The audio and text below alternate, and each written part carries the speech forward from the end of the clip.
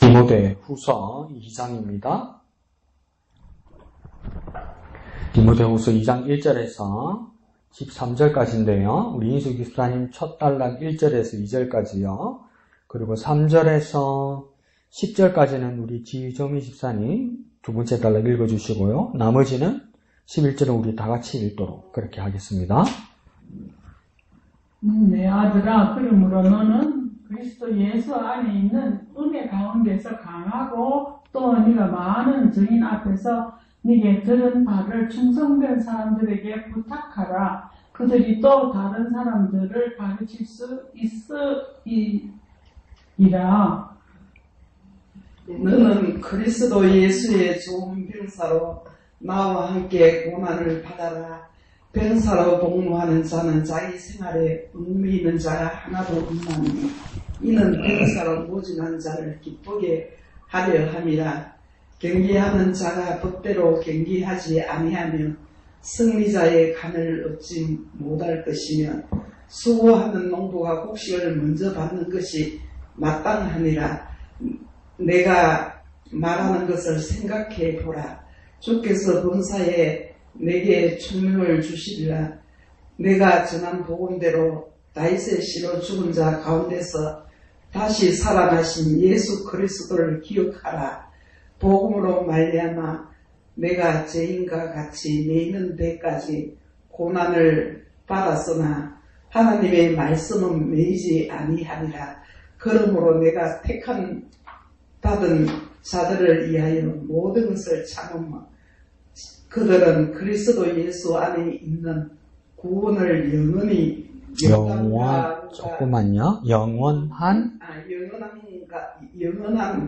영광과 함께 받게 하려 함이라. 네, 다 같이요. 미쁘다 이 말이여, 우리가 주와 함께 죽었으면 또한 함께 살 것이요, 참으면 또한 함께 왕노릇할 것이요, 우리가 주를 부인하면 주도 우리를 부인하실 것이다. 우리는 미쁨이 없을지라도 주는 항상 미쁘시니 자기를 부인하실 수 없으시리라. 아멘. 저하고 읽으면 잘 되죠. 천천히 또박또박하면 다 쉬워요. 다시 천천히 또박또박. 오늘 정말 다 잘하셨으니까 다음 주에도 그렇게 잘해 주시기를 부탁드립니다. 자, 왼쪽 위에 제목 한번 읽어볼까요? 시작. 강해지라, 부탁하라. 지난주 오후에 제가 키를 드렸듯이 왼쪽 제목을 보면 오른쪽 본문을 읽을 때 반복되는 뭐가 있는가 보다 보면 오늘도 반복되는 본문의 구절이 있습니다. 몇 절에 보입니까? 예, 1, 2절에 보이죠. 1절 끝에 보면 강하고 이렇게 돼 있고 2절 중간에 보니까 뭡니까? 충성된 사람들에게 부탁하라 이렇게 되죠. 이걸 두 개로 제목을 뽑은 겁니다. 편집자는. 그래서 그걸 강해지라, 부탁하라 이렇게 말한 거죠. 그래서 우리가 신약 성경을 우리가 공부하고 배울 때 가지고 있는 틀 중에 하나가 뭐냐면 디모데전서, 디모데후서, 디도서는 목회 서신이다 이렇게 되는 거죠. 그래서 골로새서, 에베소서 같은 경우에는 교회에 대해서 이야기하는 거다. 그러면 목회 서신하고 교회론에 관한 서신하고 뭐가 다를까? 똑같이 교회 안에 있는 건데 이렇게 싶으잖아요. 그러니까 골로새서나 빌립보서에서 말하는 교회는 뭐냐면 교회는 이런 것이다 이러면서 그 안에 뭐가 들어가냐면 예수 그리스도의 몸된 교회, 예수 그리스도가 주인 되는 교회, 예수 그리스도가 머리가 되는 교회. 그래서 그 지체들이 되는 우리가 어떻게 살아야 되는지 그 원리를 말하고 있는 거예요. 그러니까 교회가 어떻게 구성되었고 어떻게 세워졌다. 그렇게 말하는 것이고, 목회 서신에서는 목회자만 보아야 된다 이 말이 아니라 뭡니까? 교회가 어떤 지시로 어떻게 세워져서 어떤 지시로 어떤 명령으로 어떤 지침으로 나아가야 된다 이렇게 말하는 겁니다. 그러니까 내가 교인이면 목회자 중심과 또한 우리 모든 성도들이 지체들이 뭡니까? 이 지침을 따라, 이 원리를 따라, 이 원칙을 따라 가야 된다 이렇게 말하는 거죠. 그런데 한때 우리 이렇게 배웠죠. 막 성경 열심히 읽는 사람들 우리 뭐가 배웠냐면 교리가 뭐가 중요하노? 신학이 뭐가 중요하노? 이론이 뭐가 중요하노? 오직 하나님 말씀이지. 그리고 삶의 경험이 중요하고 체험이 중요한 것이 이랬잖아요. 근데 가만히 생각해보세요. 생각 없이 배운 것 없이 무슨 삶이 나오고 무슨 행동이 나오고 무슨 경험이 나옵니까? 사실은 생각 막 하고 나서 행동하는 거잖아요. 계획하고 나서 말하는 거잖아요. 그냥 말하면 대부분 뭡니까? 그게 욕짓거리고 실수죠. 그죠? 그리고 우리가 하나님을 경험하는 것도 아무 근거가 없는 게 아니잖아요. 하나님 말씀에 근거해서 경험하는 거잖아요. 그러면 뭡니까? 이 다 연결되어 있는 거란 말이죠. 그러니까 교리라는 것이 부당한 것이 아니란 말이죠. 근데 그게 뭡니까? 잘못 요약되고 왜곡될 때 문제가 됐다는 거죠. 그 제가 왜 이 이야기를 하냐면 어떻게 분류되어 있는 그 어떤 그 뭐랄까요? 교과서 같은 그 틀이 그 구조가 우리가 중요합니다. 중요합니다. 그거 없이는 뭐 안 됩니다. 그러니까 성경 어디 몇 장 몇 절에 디모데전서, 디모데후서, 디도서가 목회 서신이라고 쓰인 데가 어디 있습니까? 근데 우리가 다 같이 읽고 깨달아서 이렇게 우리가 정의하면 이해하기가 쉽다는 거 아니에요. 히브리서 13장은 무슨 장이라고 우리 공부하고 배웠습니까? 믿음장이라고 얘기하잖아요. 믿음장 이렇게 안 써 있잖아요. 근데 13장을 쫙 읽어보니까 믿음이 가는 이야기구나 해서 우리가 제목을 믿음장으로 장이라고 짓자. 그럼 우리가 이해가 쉽다. 이사야서 53장은 그 긴 예언입니까? 그가 찔림은 우리의 허물을 인하며 그가 상함은 우리의 죄악을 의미라 그가 채찍을 맞음으로 우리가 나음을 입었다. 이걸 뭐라고 합니까? 고난받는 종 이렇게 이야기하잖아요. 그게 유대인들도 고난받는 종에 대한 예언이라고 이야기하고 오늘 그리스도인들, 예수를 믿는 그리스도인에게도 고난받는 종이라고 이야기한단 말이에요. 그 성경에는 그 제목이 없어요. 근데 우리가 그렇게 이해하면 우리 그리스도인들은 뭡니까? 예수 그리스도를 예언한 것이라고 우리가 분명하게 이해를 하는 거고 또 뭡니까? 유대인들도 뭡니까? 자기가 오실 메시아에 대해서 기대하는 거죠. 그와 마찬가지로 내가 왜 이렇게 길게 이야기했냐면 디모데 전후서, 디도서가 목회서 신으면서 우리가 연구자들이 연구를 해보았을 때 성경에서 신약성경에서 성경에서 가장 먼저 쓰여진 것이 무엇일까? 여러 의견이 분분하지만 공통적으로 말하는 건 뭐냐면 데살로니가 전후서입니다. 마태복음이 먼저 쓰여진 건 아니에요. 복음서는 바울 서신보다 훨씬 뒤에 쓰여졌어요. 그러면 제일 뒤에 쓰여진 바울의 서신이 뭘까 할 때 디모데 전후서입니다. 디모데 전서 다음에 디모데 후서겠죠. 그러니까 목회 서신이면서 디모데 후서가 뭡니까? 바울의 마지막 서신이에요.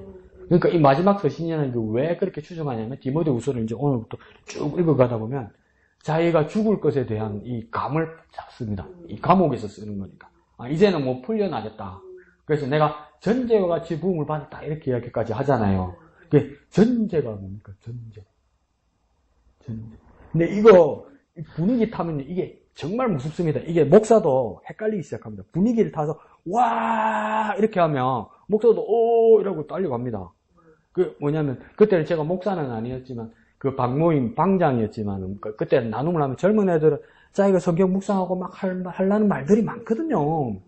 그러면 전제라는 것이 뭐냐 할 때 내가 전제와 같이 부음을 받았다 이렇게 이야기하니까 이 디모데 후서에 이 이야기가 나오니까 이제 막 레위기까지도 찾아본 친구들이 있는 거예요. 그러니까 레위기에 전제가 있더라. 이렇게 찾는데 전제의 내용을 안 본 거예요. 그러니까 전제가 뭘까? 이렇게 쭉 쳐다보니까 뭘로 결론 나는 줄 아세요? 전제. 근데 왜 소재는 곡식 가루를 빻아서 이렇게 번철에 굽는다 이렇게 이야기하잖아요. 그게 뭐니까 쉽게 말하면 프라이팬 같은 데다가 굽는다 이 말이잖아요. 그러니까 거기에다가 이 소재하고 전제하고 헷갈려가지고 뭐라냐면 지짐이 이리 된 거야 이게. 근데 뭡니까 나도 같이 넘어간 거야. 뭐 굽는 게인가 보다 이리 된 거야.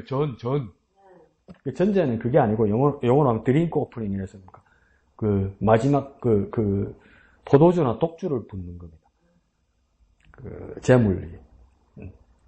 또 일하지 말고 집에 제사 지는 거 맺고 또 이래 옆으로 돌리서 하지 말고 붓는 걸 이야기하는 겁니다. 포도주나 독주. 그 전제와 같이 내가 부음이 되었다 이렇게 그 바울이 왜 그 이야기를 했을까 이럴 때 이스라엘 제사에서 전제는 단독으로 드리는 경우는 거의 없습니다. 뭐냐면 그 제사의 마무리에 뭐 어떤 제사든 제사의 마무리에 전제를 합니다.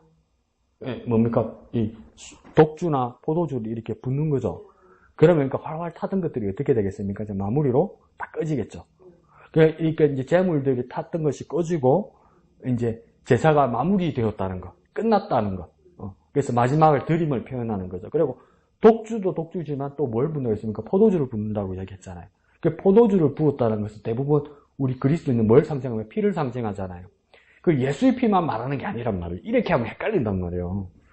그게 뭡니까? 피는 생명, 죽음을 이야기하잖아요. 그 바울이 왜 전제와 같이 부음을 받았다고 했겠어요? 포도주를 생각하면 내 죽을 때가 다 되었다. 그리고 내 삶을, 내 목회와 선교와 그리스도 앞에서 이 세상의 삶을 마무리할 때가 되었다. 이렇게 그렇게 되어 있어요. 이게 마지막이 마지막. 그러니까 그 사랑하는 아들 디모데에게 말할 때 정말 이거 마지막 죽음 앞에서 신신당부하는 거예요. 신신당부. 내가 없어도 있잖아. 이제 내가 일일이 말 못 해준다. 이제. 내가 없으니까 이 세상에. 그때 어떻게 해야 된다는 걸 막 디모데 전서뿐만 아니라 구서로 갈수록 더 진해집니다. 이게 막. 더 진해집니다. 이 마음이 막 여러분이 이입되면 은혜 됩니다. 이게. 그리고 또 우리 삶이 막 고쳐집니다. 내가 만약에 죽을 때가 다 된다는 것을 안다면 나는 우리 자녀들과 우리 후배들에게 뭘 말할까? 내가 자주 장난으로 이야기하잖아요. 통장 비밀번호 이런 걸 가르칠 그 따위밖에 안 된단 말이에요, 우리는. 네? 저 장롱 밑에 뭐 있고, 저 밑에 뭐 있고, 저 위에 뭐 있고, 산소로 몇 번째 몇 열이고, 모사 언제 드리러 가야 되고, 막 그런 이야기는 하고, 그밖에 안 된단 말이에요, 우리는. 안 그래요? 내 신변을 정리하는 것밖에 못 한단 말이에요, 우리가. 그래서 그걸 우리는 당연하게 생각한단 말이에요. 근데 바울은 디모데에게 뭡니까?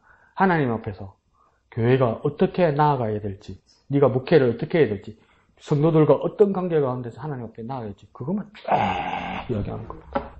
그러니까 그냥 한번 생각나가지고 하는 말 아니란 말이에요. 감옥이 있으니까 심심해가지고, 막 너무 궁금하고 심심해서 막 낙서하면서 막 써보내는 게 아니라, 요즘 같으면 그러니까 휴대폰으로 카톡질 하는 거 아니란 말이에요. 문자질 하는 거 아니란 말이에요. 요즘 세상이 얼마나 좋아졌습니까?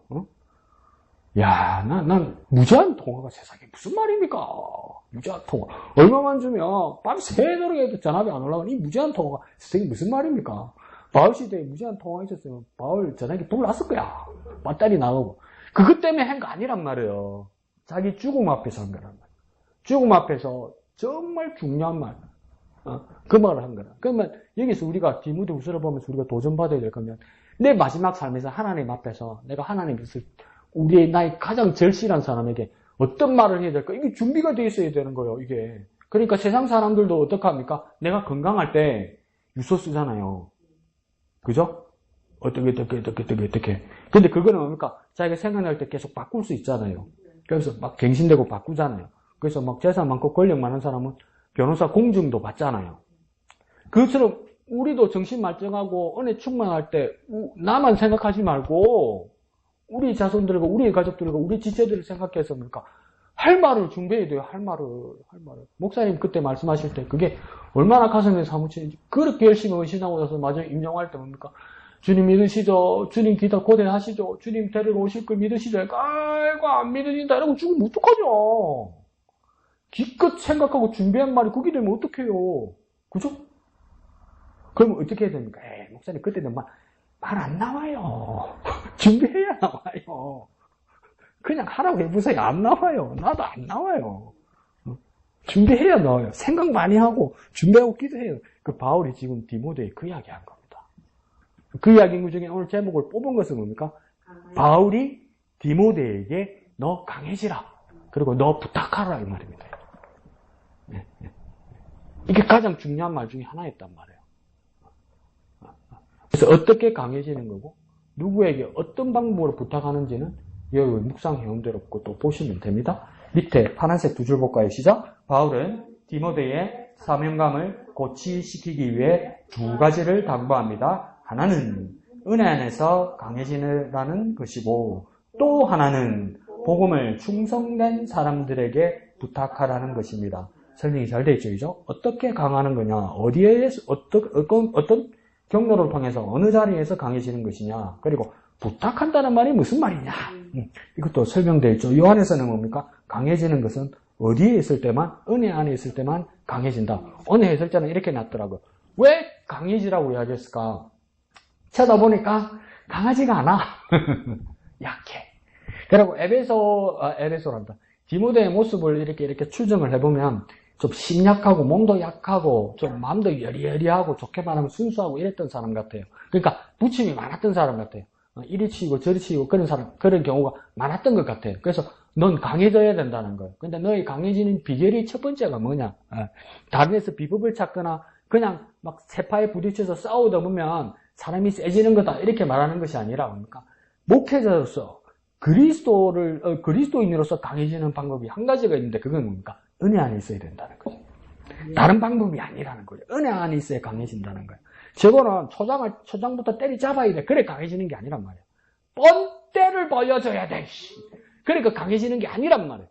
은혜 안에 있을 때 강해지는. 그러니까 부탁하는 거, 뭘 부탁하라는 걸까? 근데 뭡니까? 충성된 사람들에게. 근데 뭡니까? 무엇을? 복음을. 그러니까 네 혼자 질라고 하지 마라. 근데 충성된 사람들에게 부탁해서 어떻게 나아가라고 오늘 1, 2절에서 말합니다. 그건 또 여러분이 큐티하고 저하고 나누면서 이야기하면 되겠죠. 그래서 두 가지가 이제 보이는 겁니다. 강해지라. 그건 약해 있었다는 거죠. 우리도 약해질 때 뭡니까? 은혜 안에서 강해져야 된다는 거죠. 그리고 뭡니까? 혼자 하려고 하지 말고 우리 동력들과 같이 복음을 위해서 충성하는 사람들과 같이 동력하는 일이 있어야 될 것입니다. 네, 좋습니다. 네, 우리 이양대 선생님 이야기 한번 들어볼까요? 네, 이번에는 화요일부터 디모데 후서를 들어가면서 정말 바울이 죽음 앞에서 이제 마지막 서신을 보내면서 이렇게 얼마나 정말 마지막을 바라본다면서 이렇게 사랑하는 자들에게 전할 말이 많았을까 하는 생각을 했고요. 그러면서 하나하나 이렇게 오늘 말씀과 이제 내일 했던 이 말씀을 보면서 우리에게 참 도전되는 말이었고, 우리는 잘한다 하면서도 우리가 정말 그리스도 안에서 정말 은혜 가운데서 우리가 강해져 있는가 이런 생각도 해봤고요. 또 참 우리가 정말 충성된 사람들한테 부탁하면서 또 우리가 복음의 말씀을 전할 수 있었던가 하는 이런 곳에서도 한번 우리가 또 도전이 되는 말씀이었고요. 그래서 우리가 정말 복음의 전도자의 자세에서 우리가 정말 배울 것이 우리가 참 요구하는 것이 참 부족했구나 하는 것들이 정말 하나하나 세밀하게 이렇게 전해왔던 이렇게 편지로 이렇게 디모데한테 했던 것처럼 우리에게도 정말 이 말씀이 좋은 병사로 아니면 선수에게서도 아니면 농부에게서도 정말 이걸 기다림과 인내와 아니면 뭐 선수들에게는 규칙과 뭐 이렇게 또 이렇게 좋은 병사에게는 순종과 이런 것들을 하나하나 생각하게 하는 시간이었고요. 그래서 우리가 정말 그리스도 예수 안에서 우리가 열심히 한다 하지만 우리가 세상적으로 하지 않았나 이런 생각 한번 해봤고요.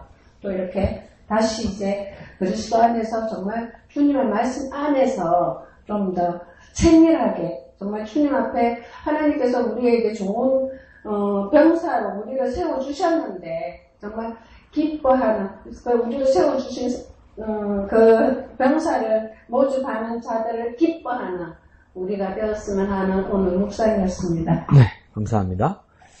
그래서 지적하시는 건 좀 병사로 복무하는 자.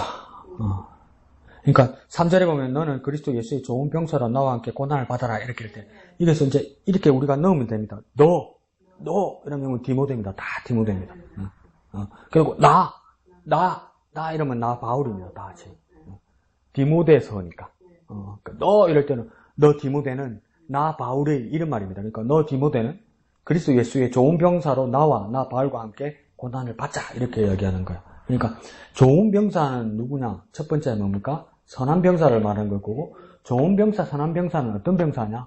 예수 그리스도의 병사라는 거예요. 그러니까 우리의 정체성에 가장 중요한 좋은 병사, 선한 병사는 뭐냐면 예수의 병사, 예수의 군사지 어떤 성품적으로나 어떤 뭐 단련된 모습으로나 어떤 결과물로서 좋은 것으로서 좋고 선하고가 중요한 것이 아니라 예수의 병사라는 거예요. 예수. 그때 좋은 병사가 되는 건데 뭐라냐면 나와 함께 나 바울과 함께 고난을 받으라 이렇게 얘기한다고요. 병사인데 왜 고난을 받을까? 고난에 대해서 이 구절의 3절에서 말하는 고난에 대해서는 우리가 조금 더 생각해 볼게요. 이 고난은 뭘 말하는 걸까? 병사니까 뭐 하는 걸까요? 훈련받고 단련받는 거겠죠. 그게 고난 안에 들어가겠죠. 훈련받고 단련받는. 근데 군사는 훈련받고 단련받는 게 목적이 아니죠. 왜 훈련받고 단련받습니까? 군사는 병사는요? 왜 훈련받고 단련받나요? 뭘 위해서? 뭘 위해서? 그러니까 우리가 너무, 에? 군사가? 군대의 목적이 뭡니까? 뭐 하려고 하는 겁니까? 그렇죠. 전쟁이죠, 전쟁. 우리가 뭐 50년 넘게 대한민국이 전쟁을 안 하니까 뭐 별일 없으니까 그래, 없는 게 제일 좋죠. 근데 군인의 목적은 전쟁입니다. 전쟁. 예. 군인도 전쟁 안 하면 좋지만 전쟁입니다. 전쟁을 대비하는 겁니다. 그 전쟁이 나면 제일 앞장서는 게 군인이잖아요. 그러니까 뭐냐면 여기서 고난을 받으라는 것은 훈련받고 단련받는 것과 더불어 뭘 말하느냐면 전쟁과 참전하는 걸 말하는 겁니다. 전쟁하고 참전하는 걸 말하는 거예요. 그러니까 대한민국 정부가 수립되고 국방부가 수립되고 1953년 이후로 월남전을 참전한 것 외에는 실전 전쟁을 경험해보지 못했단 말이에요. 대한민국 군인은. 그렇게 가는 게 좋죠. 계속. 그렇지만 목적은 뭡니까? 전쟁을 대비하는 거죠. 그러면 그리스도의 군사는 뭡니까? 계속 훈련하고 연습하고 전쟁만 대비하는 겁니까? 우리는 실전이요.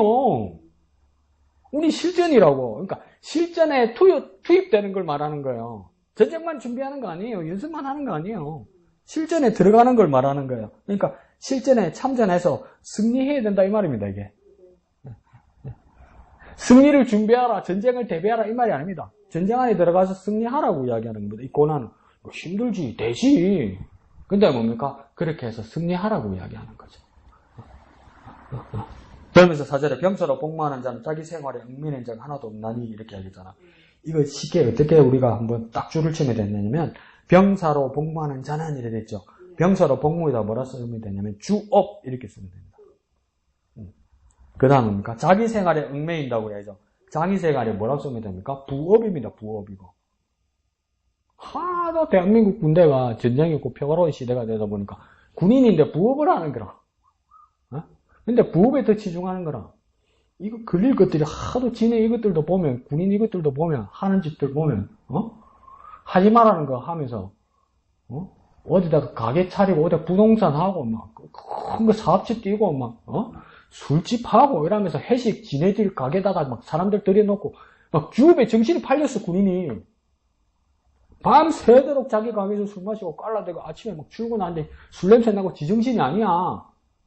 뭐가 됩니까? 주업과 부업이 전도된 거 아니에요. 네, 진짜 딱 고발해버리려고 내가 진짜.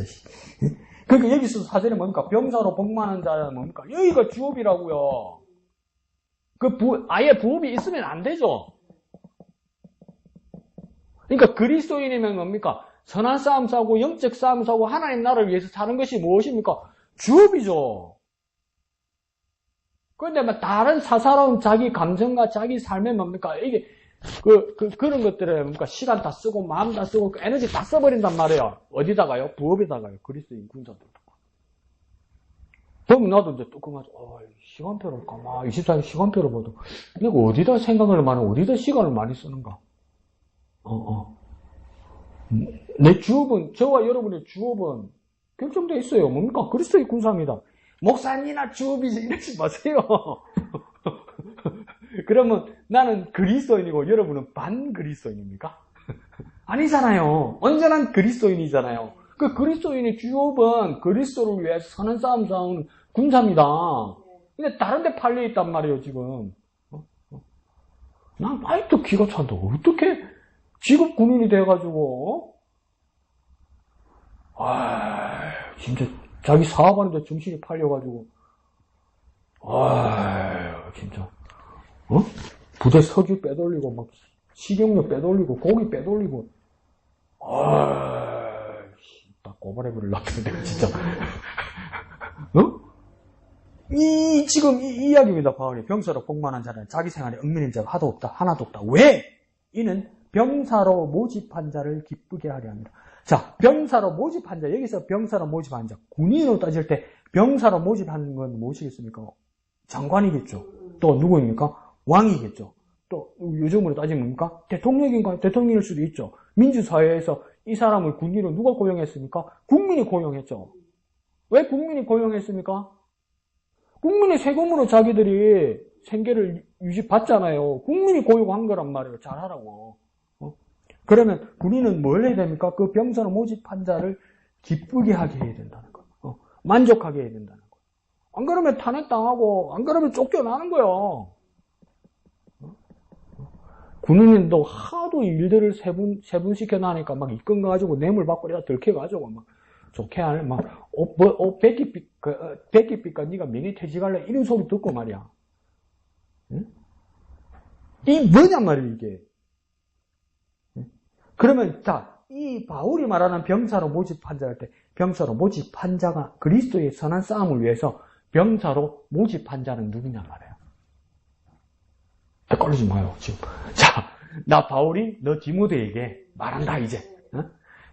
병사로, 선한 싸움을 위해서 병사로 모집한 자가 있다, 너를. 누굽니까? 그렇죠. 뭐 해군, 육군 이런 거 헷갈리죠. 하나님. 예수 그리스도를 위한 그리스도께서 직접 나를 모집하시고 부르셨단 말이에요. 그게 뭡니까? 소명이잖아요. 그게 사명이잖아요. 소명 주시고 사명 주신 자를 기쁘게 살아야 될 거 아니에요. 근데 내가 지금 열심히 하는 이 일이 그것만 생각하면 됩니다. 뭘 하든 하루 일과 중에 뭘 하잖아요, 우리가. 그러니까 내가 하는 지금 이 일이 누가 기쁘게 하는 일인가 이것만 생각하면 해보면 되는 겁니다. 내가 지금 하는 이 일이 누가 기쁘게 하는 일인가? 우리 언니, 우리 아버지, 우리 친구, 우리 남편, 우리 부인, 우리 아이, 우리 부모님. 장 때문에. 내가 하는 이 일이 어떤 일인지 여러분은 모르겠지만 나도 내가 하는 일 여러분은 모르겠지만 내가 지금 하는 이 일이 나를 부르신 하나님을 기쁘시게 하는 자가 되어야 될 거 아니에요. 그러면 뭡니까? 내가 지금 이 일을 제대로 하고 있는가? 다시 질문하는 거예요. 큐티니까. 내가 지금 하는 이 일이 맞나? 물어봐야 되는 거야. 나한테. 내가 지금 이 하는 일이 맞나? 내가 지금 이런 말 하는 게 맞나? 이거 하나님하고 관계없는 거 아이가, 이거? 그러면 이제 뭐가 문제가 되는 거죠. 그래서 바울이 원하니까 먹든지 마시든지 무엇을 하든지 다 하나님의 영광을 위하여 하라 이러잖아요. 그 이야기와 같은 거죠. 5절에 경계하는 자가 법대로 경계하지 아니하면 승리자의 간을 얻지 못할 것이냐 이러잖아요. 그러니까 전쟁을 군사를 이제 다른 걸로 바꿨습니다. 운동, 경기. 그러니까 경기, 경쟁, 전쟁 이렇게 될 수 있겠죠. 경기로만 따지면 그러니까 법대로 경기하지 않으면 승리자의 간을 얻을 수 없다. 이 경기로 따지면 당연하죠. 규칙대로 하지 않으면 뭡니까? 반칙패잖아, 반칙패. 축구 경기하는데 우리나라에 무슨 생각으로 그런지 몰라. 아직도 유튜브에 뜨거든요. 그 장면만. 2002 월드컵 4강의 주역이었던 한 선수였어요. 근데 이제 2002 월드컵이 끝나고 나서 몇 년 동안 대한민국 국가대표를 했죠. 너무 열심히 했는데 그 목사님 그거 아실 거예요. 이 선수가, 우리나라 국가대표 축구 선수가 공을 잡았는데 역주행을 하는 거예요. 역주행을. 막 달리는데 뭡니까? 상대방 골키퍼로 가야 되잖아요. 우리 골키퍼로 팍 몰고 가는 거 사람들 처음 짊어지고 와줘라. 만약에 그게 있어요. 그 영상이 뭐 선수라고. 그래갖고 진짜 열심히 달라가지고 정신 못 차리고 골을 넣어서. 근데 어디다 골을 넣어서? 우리 골대에다 넣어서. 그러면 그게 승리입니까? 대한민국 국가대표의 경기니까 역적이 돼버리지. 그러니까 규칙대로 하지 아니하면 승리는 의미가 없단 말이에요. 규칙대로 하지 아니하면. 근데 이걸 전쟁으로 따지면 뭐라 말할 수 있냐면 이 법대로를 또 다른 분은 뭐라고 하냐면 전쟁으로 따지면 뭐냐면 잘 준비된 군사만이 전쟁에서 이길 수 있다 이 말입니다. 그냥만 나태해 있고 그냥 처져 있고 그냥 내 대로 사는데 어느 날 내게 위기가 닥칠 때 예수의 이름으로 이러면 되냔 말이에요. 예수의 이름에 능력이 있는데 예수의 이름으로. 그러니까 사도행전에서 어떤 일이 일어났습니까? 스게와 제사의 아들들이 뭡니까? 내가 바울이 빙자하는 예수의 이름으로 너에게 명한다고 귀신 들린 자에게 말하니까 그 귀신 들린 자들이 뭐라고 이야기합니까? 나는 바울도 알고 예수도 인데 너는 웬 놈이냐 해서 뭡니까? 제압하고 억압하고 옷을 뜯기고 막 그랬다고 그러잖아요. 왜 그랬습니까? 법대로 준비된 군인이 아니란 말이에요. 법대로 준비된 선수가 아니란 말이에요. 아무리 예수 이름을 불러도 소위 뭡니까? 빙자하는 예수란 말이에요. 빙자하는 예수. 그런 사람에게는 뭡니까? 승리의 관을 넣지 못할 것이다. 우리가 승리의 관을 넣는 경기선수나 군사가 되기 위해서는 뭡니까? 잘 준비된 사람이 되어야 하고 하나님의 법대로 해야 되는 거예요. 내 마음으로 하는 것이 아니라 내 기분이나 내 생각으로 하는 것이 아니라 그걸 뭡니까? 이야기하는 거죠. 이 7절 봅시오. 절절합니다. 7절에 뭐랍니까? 내가 말하는 것을 생각해보라. 이거 생각 안 해보시죠. 감옥에서 있으면서 디모데야 내가 말하는 걸 생각해보라. 그러니까 우리 경상도 까먹지 마라. 이거 잊어버리면 안 된대. 이렇게 이야기하는 거예요. 근데 뭡니까? 6.25 때 피난 가면서 뭡니까? 막 떨어졌을 때 뭡니까? 아버지 이름, 엄마 이름, 할아버지 이름, 동생 이름 까먹지 마라. 잊어버리지 마라. 아버지 이름을 이거라. 50, 60년이니까 내가 김씨든가 박씨든가 헷갈릴 수 있잖아. 근데 아버지는 보내면서 뭐라 했습니까? 까먹지 마라. 엄마 잊어먹지 마라. 그런 마음 들지 않습니까? 내가 말하는 것을 생각해보라. 깊이 생각하라. 절절한데 절절한 것도 길게 말하면 지루하지. 예, 좋습니다. 예, 목사님. 저는 그 13절에 주는 항상 믿으시니라고 하는 그 말씀이에요. 예. 이 말씀이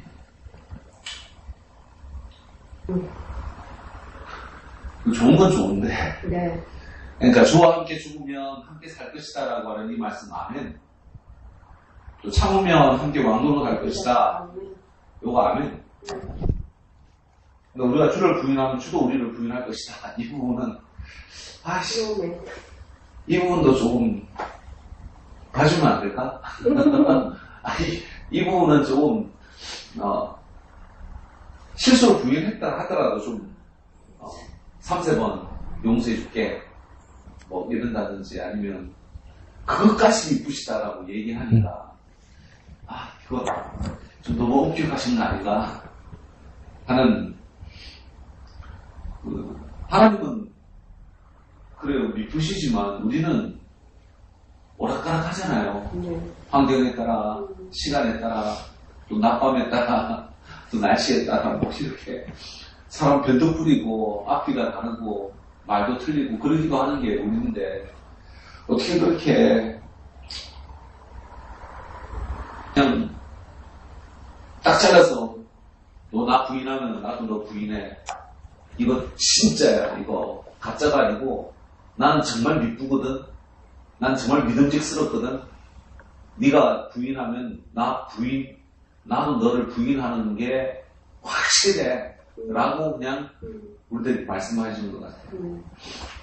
근데 지금 사도 바울은 한편으로는 지금 이제 옥에 갇혀서 언제 죽을지 모르는 그 상황들 속에서 그럼에도 불구하고 나를 따라오라라고 얘기하거든요. 그런 주님을 바라보면서 나를 따라와라. 나 투옥되고 나 이제 죽을지도 모르는데 그럼에도 불구하고 나 따라와. 그분은 미쁘시기 때문에 나는 그럴 수 있을까? 이제 그 수요하는 팀들 만나가지고 같이 이렇게 식사하고 그러면서 이제 이번 추수감사 주일날 한번 오십시오라고 이렇게 초청을 해야 되는데 지금 말이 안 들어지노? 이게 너무 당연한 건데 사도 바울은 나를 따르라 하면서 그냥 앞서 나가서 팍팍팍 하면서 나가고 있는데 나는 그렇게 앞서 나가면서 이렇게 나를 따르라라고 자신에게 얘기할 수 있나? 라고 하는 그런 생각이 들 정도로 그런 상황들이 있는데도 불구하고 정말 마지막 때, 고난의 때, 아니면 진짜 내가 옥에 갇혔을 때, 아니면 순교의 그 앞에서 내가 과연 자신있게 부인하지 않고 정말 잘 따랐다라고 얘기하며 그 길을 갈 수 있을까라고 하는 두려움은 들긴 하지만 그럼에도 불구하고 하나님의 은혜 가운데라고 하면 할 수 있지 않겠는가? 할 수 있지 않을까? 하는 그 의문. 왜 그 전쟁 영화 같은 거 보면 막 총상 빠박빠박 하다가 내 옆 사람이 동료가 탁 죽으면 혼자 불길이 나가서 다다다다다다 쏘고 막 그러는 것들 보면 그냥 뭐 인간적인 그런 감정에 휘둘려도 저렇게 할 수 있는데 또 그 정도는 할 수 있지 않을까? 저런 믿으시니 내가 부인하면 그도 부인하는 그 정도의 믿음직스러운 분이시니 부인하지 않고 끝까지 어떤 환경과 어떤 여건들 속에서 일지라도 주를 바라보며 나아가야 되겠다라는 생각을 했습니다. 예, 감사합니다. 그래서 목사님 말씀대로 이게 세계 교회사에서도 그리고 한국 교회사에서도 이 딜레마 사건이 비슷한 사건이 두 번 있었습니다. 이게 뭐냐면 처음에 그 예수님 부활 성천하시고 사도행전의 교회 시대가 시작되고 그 다음 초대교회 사도들 그 다음 그 제자들을 속사도라고 이야기합니다. 이어받은 속사도 그 속사도들의 시대를 그러니까 초대교회 시대, 고대교회 시대 이렇게 말해요.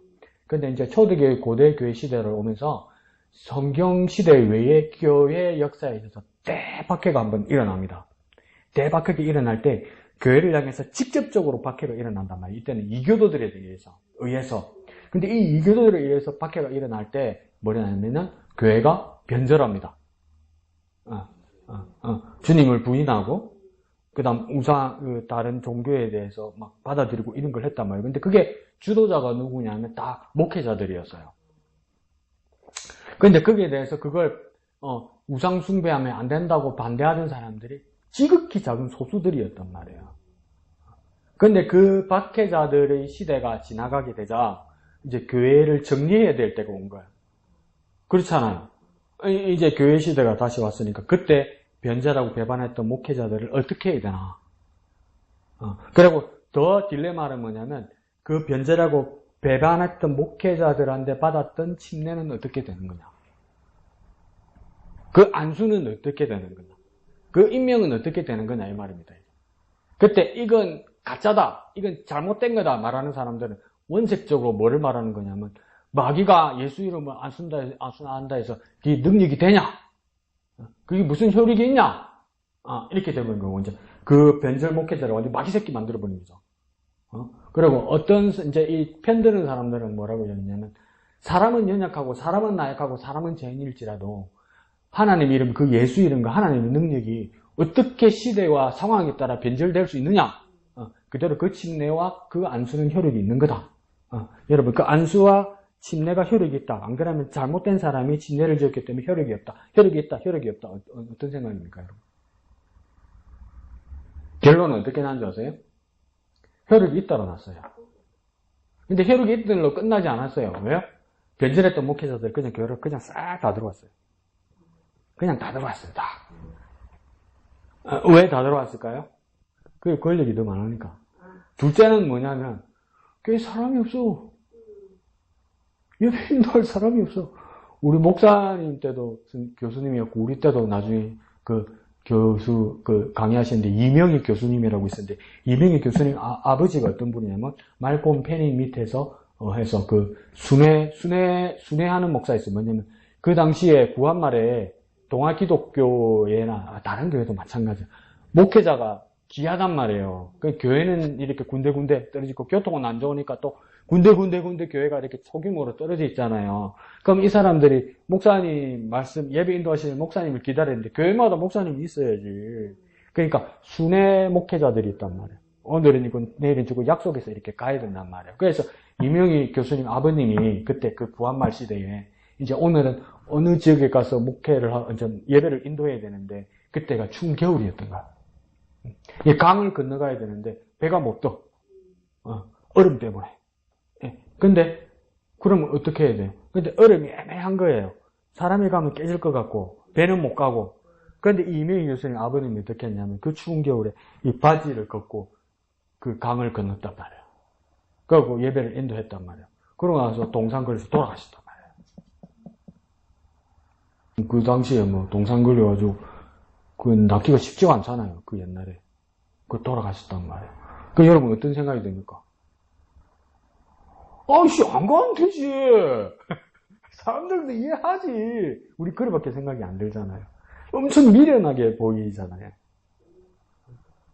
그러면서도 유명희 교수님 아버님이 어떠냐면 날 받아놓고 기다리고 있는데 그 정도로 그때 노복회자가 부족했단 말이에요. 근데 그러니까 이건 우리나라 이야기가 아니고 이제 중세 시대의 서양을 이야기하는 거죠. 지중해 지역에 있는 교회들, 아시아, 소아시아, 그 다음 유럽 이쪽 교회들을 이야기하는 거죠. 이 교회에도 목회자가 없으니까 그냥 받아들여야 된다 이렇게 말하는 것도 있고, 가장 큰 결정을 내린 사람은 어거스틴이 황제의 권위를 입고 뭐라고 이야기하냐면, 아까 말씀드렸던 것처럼 사람들은 연약하고 사람들은 죄인일지라도 예수 이름이 사람의 권위나 지식이나 능력이나 범죄의 결과에 대해서 변하지 않는다. 그렇게 결론이 나버린 거란 말이죠. 어릴 때는 그게 맞다고 생각했거든요. 지금 생각하면 그게 맞나? 그런 생각이 근데 그게 맞나야지 그게 아니다 이러면 또 이단될 것 같기도 하고 그래서 그래도 되나? 그래서 그 사람들 계속 득세를 해버린 거죠. 그래서 이 모습들을 못 보겠다. 정말 치사하고 더러워서 못 보겠다. 그래서 이제 다른 지역으로 선교를 갔던 사람들의 문제는 또 뭐냐면 그들이 너무 반골 기질이 되다 보니까 이단들의 가르침에 합세하게 되는 거예요. 이게 또 이 문제가 있었어요. 근데 또 한국 교회는 또 어떤 일이 있었습니까? 일제시대 때 또 신사참배 했죠. 신사참배 하는 사람 못 있어요. 다 했죠. 영남 지역에 신사참배 안 하는 데는 뭐냐면 지금은 교세 거의 없죠. 재건교회 있죠. 재건교회하고 교회들하고 고신교회들하고 고신교회도 뭐냐면 끝까지 그 신사참배 거부해서 투옥됐던 사람들은 목회자도 아니요. 뭐 권사님, 장로님 이런 분들이었어. 그분들이 나중에 해방되고 나와서 고신교회를 시작한 거예요, 여러분. 그 외에는 다 했어요. 대한민국 삼천리 곳곳에 다 했어요, 다. 안 하면 죽는데 뭐. 한경직 목사님이 템플던상을 받았잖아요. 영락교 한경직 목사님이. 네? 종교인들에게 준 최고의 상이죠. 그분이 상 받으면서 그 이야기 했잖아요. 내가 하나님 앞에 큰 죄를 지은 사람이다. 내 신사참배한 사람이다. 그 주기철 목사님 정말 훌륭한 분이 신사참배 거절하다 이렇게 돌아가셨잖아요. 내가 찬물 한 물 딱 끼얹을까? 주기철 목사님 그 뭡니까? 창시개명하고 동국예배하고 다 했어요. 근데 결정적인 신사참배에서 거절했을 뿐이지. 그것도 훌륭한 거지만 뭐 그렇다고 절대적인 분은 아니에요, 여러분. 그 하나님 대옥 아니죠. 욕도 몰라. 그렇단 말이에요, 이게. 그러니까 사람이 이렇게 연약해요. 그러면 나는 거기에 들어갔으면 나는 어떻게 했을까? 그리고 만약에 이제 해방 전국에 와서 고신쪽 교회나 재건교회 사람들이 날더러 강목사 치고 신사참배한 저 사꾸라 새끼다 이러면 난 뭐라 그랬을까? 뭐라 그랬을 것 같아요? 난 죄인이라고 말 안 해요, 대부분. 뭐 이야기하겠습니까? 새 홍대교회 누구 목사처럼 뭐라고 그랬습니까? 넌 죄 없어 있나? 이래 된단 말이에요, 이게 이래 돼버려요, 이게. 무섭죠?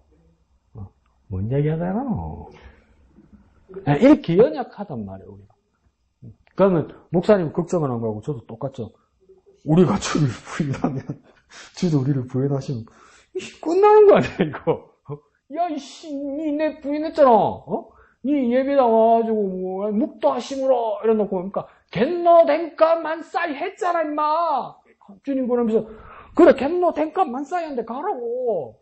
이렇게 하는. 근데 여러분 지금 뉴스 보면서 이상하잖아요. 왜? 미국 사람들은 저 또라이 트럼프를 찍었어. 아무리 생각해도 이해가 안 가잖아요. 아무리 생각해도 이해 안 가죠. 저도 이해가 안 가요. 근데 내가 다시 생각해봤어요. 내가 만약에 미국 사람이다. 그럼 날 누구 찍었을까? 10중 8구 트럼프 찍었어요. 분위기가 그렇게 간단 말이에요, 여러분. 알 것 같죠? 이상해진단 말이에요, 이게. 이상해진단 말이에요, 이게. 사람이 참 연약하고 나약하고, 내 판단은 별로 없고, 그냥, 이렇게 간단 말이에요, 이게. 그러니까 이게 얼마나 불안합니까? 우리가 주를 부인하는, 주도 우리를 부인하시는, 그러니까 어느 목사님 그랬다잖아요. 진짜 아무 생각 없이 이발소에 머리 깎으러 갔는데 무슨 이발소, 이발소 이렇게 돌아가는데 갔는데 보니까 뭡니까? 갔는데 1층이 없더래요, 이발소. 그것도 지하로 가라대요. 지하로 가니까 또 없더래요. 지하 2층에 가니까 쫙 구석이 있더래요. 근데 이발소마다 한 마리가 있더래요. 이발하러 왔다 하니까 갑자기 이렇게 눕히더니 대강 깎더니 막 아가씨가 막 주물더래요. 아이고 잘못 들어온 거야. 그래 이랬다가 막 모사 몸을 비틀고 이러니까 그 서비스 아가씨가 세상에 이런 사람 처음 봤다면서 나가라고 그러더래요. 그래 나갔는데 그날 밤에 꿈을 꿨는데 죄책감이 너무 들었던가 봐. 자기가 원한 건 아닌데 그리고 자기가 뭐 그렇게 특별한 뭐 성적인 그런 건 없었어요. 그래도 근데 그날 꿈을 꿨는데 뭡니까? 주님이 오셨어. 주님이 재림하셨어. 그러니까 우리 꿈 있잖아요. 주님 재림하시면 우리 상상 꿈 뭡니까? 휴구대회 되잖아. 팍팍팍팍 공중으로 막 뺑 날아가야 되잖아. 근데 목사님만 안 날아가시더라는 거야. 옆에 막 자기 마누라, 자기 아들, 딸, 자기 교회 막 집사님들 막 다 올라가는데 꼬마인들까지 올라가는데 다른 목사 자기만 안 올라가시더라는 거야. 나 왜 안 올라가지? 주님 저기신데 왜 안 올라가지? 이러니까 그 생각이 들더니 이발소 가서 그런가 보다. 이발소 가서 그런가 보다. 그래서 하늘을 보고 예수님께 막 고함 질렀다잖아요. 세상에 내 같은 놈도 못 가면 칼놈이 그 누가 있습니까? 이랬잖아요.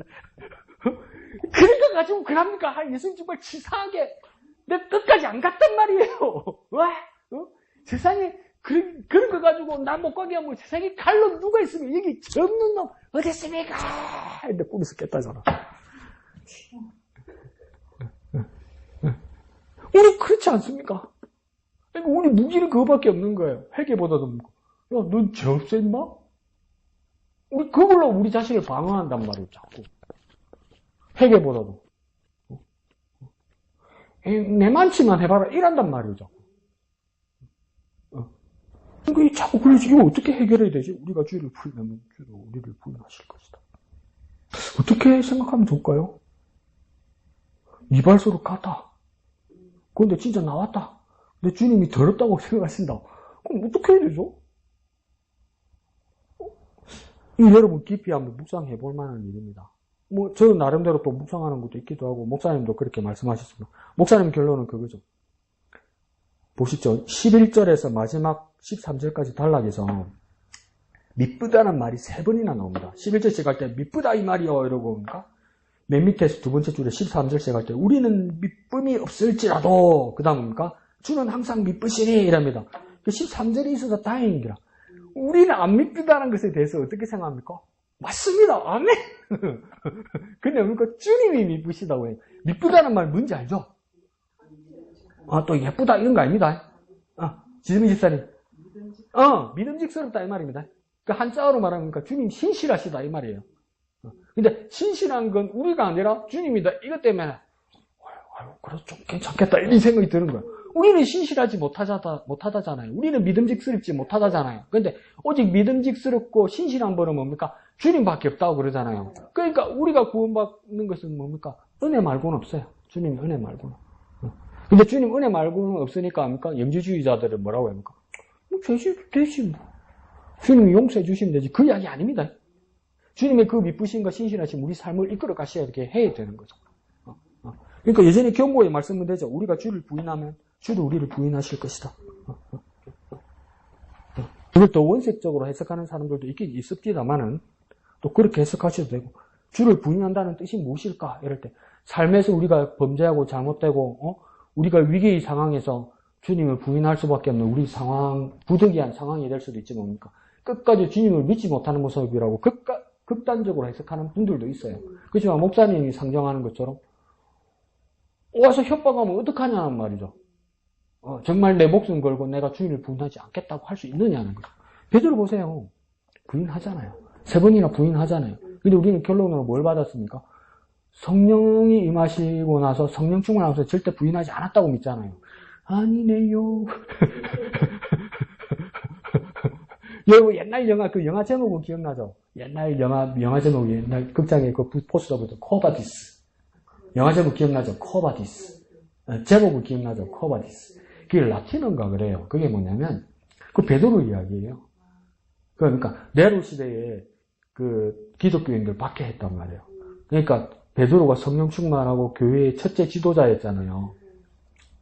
근데 때리 죽인다는데 어떡해요? 여러분, 진해에서 복음 전하다가 진해에 예수쟁이 다 때리 죽인다고 어떻게 해야 돼요? 짐 싸고 마산 가야지, 창원 가야지. 여기 있으면 안 되잖아. 그래서 그러니까 제2 목양교회 지으면 되잖아. 맞죠? 맞아 죽으면 안 되잖아. 그 베드로도 그렇게 생각했지. 맞아 죽는 게 무서워서 나갔지, 로마로. 근데 그 밤에 환상을 본 거 아니에요. 예수님이 오신 거 아니에요. 예수님이 말도 안 하고 지나가더라는 거야. 뭐 지도 캥기는 게 있잖아. 그러니까 주님 어디 가십니까? 이런 거예요. 그러니까 예수님 아무 말 안 하고 가는 거예요. 그럼 더 무섭죠. 아무 말 안 하면 더 무섭죠. 아무 말 안 하면 더 무섭죠.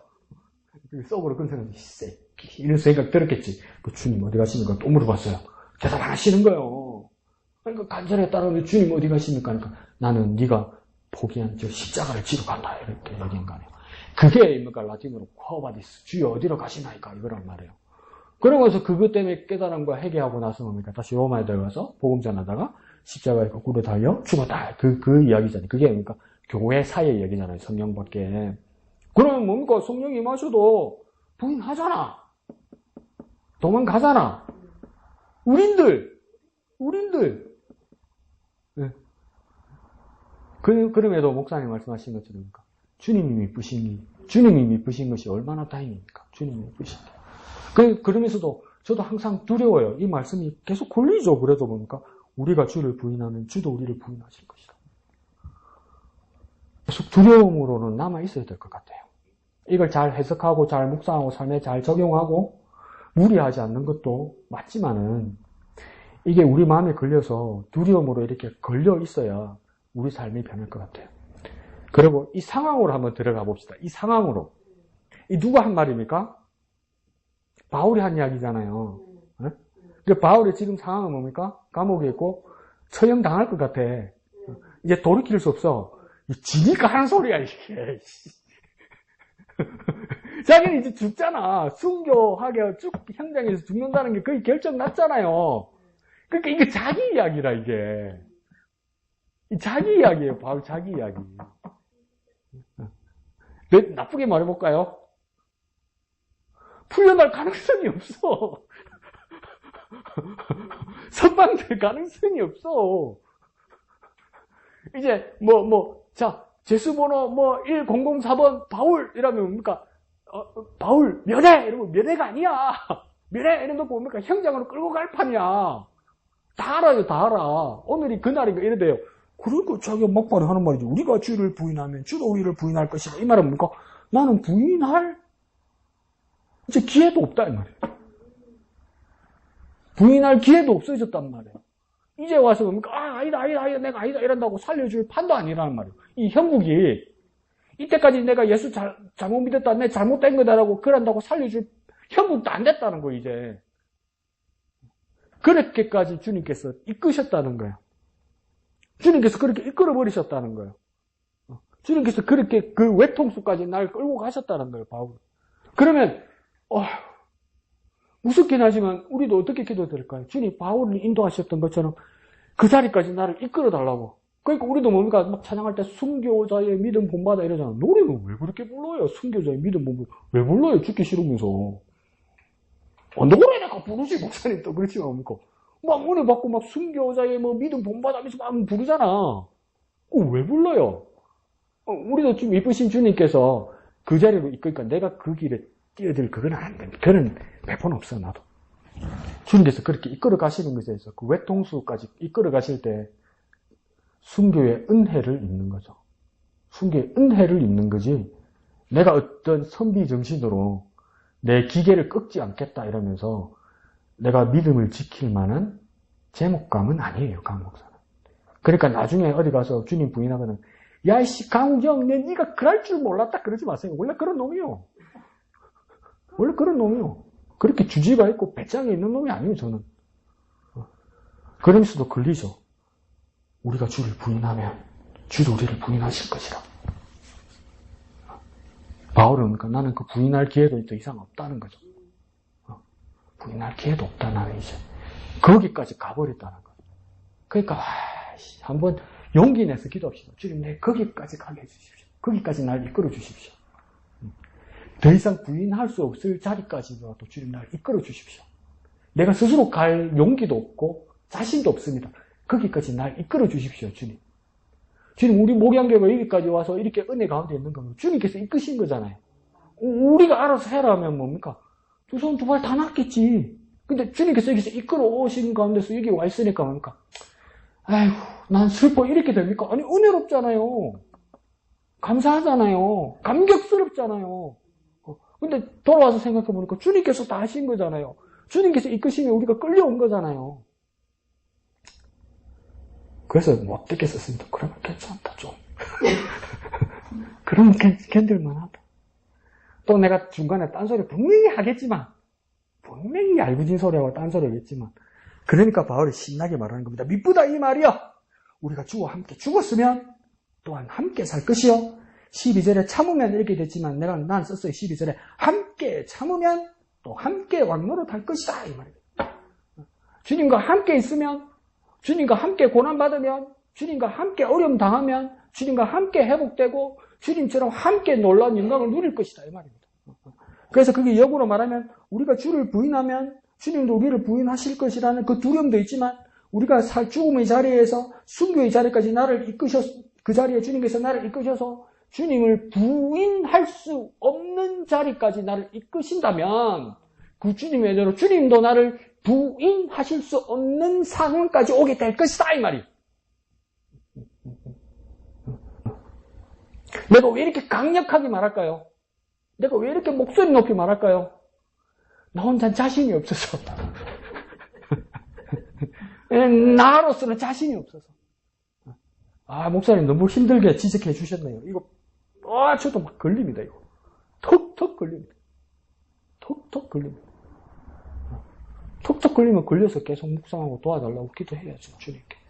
그러면 주님께서 도와줄 줄 믿습니다. 그래서 미쁘다, 미쁨이 없을지도 미쁘신 이걸 제가 동그라미 책에 동그랗게 이렇게 삼각형처럼 그려놨어요. 그래서 미쁘신 주님, 미쁘신 주님, 신실하신 주님, 미쁘신 주님, 나를 인도하소서. 나를 인도하소서. 세상이 말하는 막다른 골목 순교의 자리까지 나를 이끄셔서 주님을 부인할 수 없는 자리까지 나를 이끌어주소서. 못되게 믿음 빼고 말해도 뭡니까? 지는 죽으니까 그냥 부인 안 한다. 그래, 부인 안 하면 다 죽을 줄 알아. 그래, 말했을지라도. 우리도 영광스러운 그 순교의 자리로 이끌어 주시옵소서. 그렇게 간절히 기도합시다. 죄송합니다. 저도 자신이 없어요. 그러니까 주님께 자신까지 달라고, 우리 자신까지 달라고 주님 앞에 간절히 기도하여서 승리의 삶을 살아가는 저와 여러분 되시기를 부탁드립니다. 기도하겠습니다. 하나님 아버지, 은혜를 감사합니다. 감히 우리 같은 사람이 어떻게 좋은 병사가 되겠습니까? 선한 병사가 되겠습니까? 승리할 수 있는 용맹한 병사나 경기에서 이길 수 있는, 승리할 수 있는 운동선수가 되겠습니까? 오직 그리스도 예수로 인해서 좋은 병사가 될 수 있고 훌륭한 선수가 될 수 있는 것을 깨닫게 됩니다. 주님, 우리와 함께하여 주시옵소서. 주님, 우리는 연약하고 나약합니다. 그러나 은혜 가운데 강해질 수 있음을 말씀해 주셨사오니 주님, 우리의 뜻으로나 우리의 준비로 되지 아니하고 오직 은혜 안에 있게 하셔서 우리를 강력하게 하여 주시옵소서. 그 은혜가 예수 안에 있음을 알아서 주 예수님을 떠나지 않는 주 예수 안에 있는 우리 삶이 되게 하여 주시옵소서. 또한 우리의 많은 동력자들과 함께 서로의 짐들과 서로의 사명들을 나누어서 우리의 목양교회의 모든 비전들이 이루어지는 놀라운 부흥의 역사를 이루는 우리 목양교회 될 수 있도록 서로에게 부탁하고 서로와 동력할 수 있는 우리 목양교회 되게 축복하여 주시옵소서.